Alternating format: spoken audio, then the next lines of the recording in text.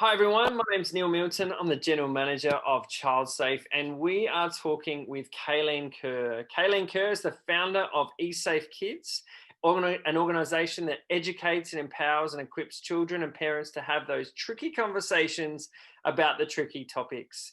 Kayelene, thanks so much for joining us once again. It is really great to have you. Thanks for making time and donating your time. I really appreciate it. Last time we talked about a number of different topics around public and private behaviours. Today we want to talk about body parts. What is it about body parts you want to share with us? Okay, so in the context of child abuse prevention education, we teach children about public and private, and one of the topic areas is public and private body parts. Now, this topic area is the one that tends to cause parents, carers, and sometimes educators and other professionals working with children and young people the most amount of discomfort. And I think much of that comes from, quite simply, when we were growing up, these sort of topics were not topics that were generally spoken about in our homes or in our schools or in our wider community. So sometimes as parents and carers and the trusted adults in children's lives, we want to have the conversation. We know that there is a need to have the conversation. We just don't always know how to do it. So when we talk about public and private body parts, we can start with the public body parts. We're very comfortable talking about head, shoulders, knees, and toes. And we tend to do that without feeling uncomfortable or, feeling like, oh, actually, am I allowed to say those words or not? But when it comes to the private parts, that's where people can really struggle. And when it comes to the private body parts, oftentimes we may have grown up in homes where they just weren't spoken about at all. Or if they were, perhaps we had pet or family names. Historically, we perhaps didn't use anatomically correct terms.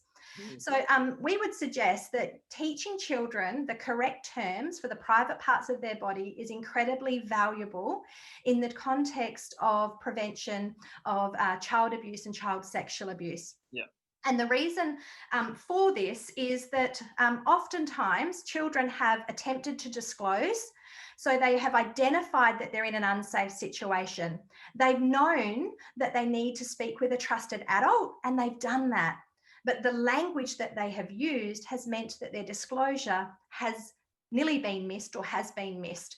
And I'll give you an example of this. Just a couple of years ago, we had a year 4 student who at the end of the school day, the busyness of the end of the school day, said to her teacher that she didn't want to go home because dad was parking his car in her garage.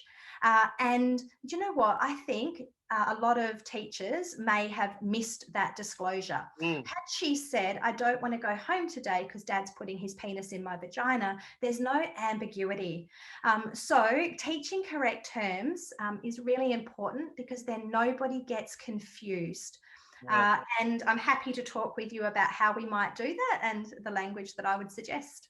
Yeah, look, I think this is such an important topic because we also know that it doesn't hold up in a court of law either. You know, if the proper body parts are not actually shared, and I think that's a really important thing as part of that. And look, I was listening to a radio station and they were talking about pet names, right? Like I pricked my ears up and thought, okay, what are you talking about here? And they were talking literally about naming their sons and daughters penises and vaginas and pet names, right? And one said cookie and another one said I don't know, something else, and it was just, it got me thinking. I thought, no, that's just not right. It's not smart. It might sound cute, but if there's a serious offense, something serious that happens, it could be the difference between getting help and actually having like a lifetime of pain. Yeah, and you know what, Neil, ideally just use the correct anatomical terms, because then when we say vagina and vulva, penis, testicle, scrotum, nipples, bottom, anus, in the same way that we say other body parts, we're normalizing it. Yeah. You know what, though, I do accept that some parents, for a range of reasons, are not comfortable. So if you are going to have pet names or home names, or a name that is used in your culture, then just make sure that the kids understand if their private parts are hurting, or if they've got questions about their private parts, or if someone has touched or tried to touch their private parts, it is really important that they use the correct terms so that there is no confusion. So if you're going to use words in common usage like, I don't know, willy or doodle at home, okay, most people, if they hear that, will know what part of the body you're talking about. But if you have cookie or money box or secret pocket and all of these ones we've heard over the years, flower, it is not so easy to work out what part of the body and you're talking about. I was actually at a school about 5 years ago, and I was there to teach protective behaviours to kids in pre-primary, so these are wee little ones. And you know, you could not have scripted it.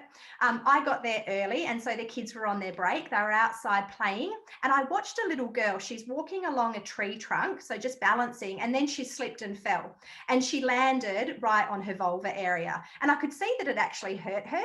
And I didn't think anything more of it, and sort of turned my back and looked at something else because she'd picked herself up. And in that time, she'd walked over to the teacher. And I caught the conversation she said, and she said, I've just fallen on my possum and it's really hurting. And the teacher's looking around, and I'm like, you might want her to ask her to show you her possum.